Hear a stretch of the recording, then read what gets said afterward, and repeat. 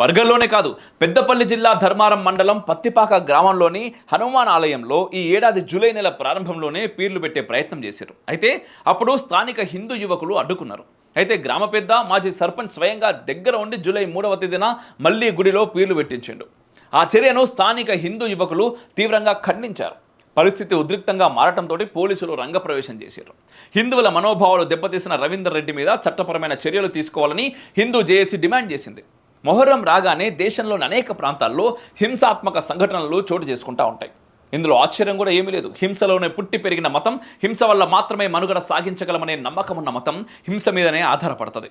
బీహార్లోని తూర్పు చంపారణ్, భాగల్పూర్, గోపాల్గంజ్, హాజీపూర్, కతీహర్, మధ్యప్రదేశ్లోని ఉజ్జయిన్, జార్ఖండ్లోని ఫలాము, గిరిధ్, యూపీలోని లఖింపూర్ కేరి, కుషినగర్, రాజస్థాన్లోని ధోల్పూర్ ప్రాంతాల్లో కూడా మొహర్రం సందర్భంగా హిందువులపైన పెద్ద ఎత్తున దాడులు జరిగినాయి.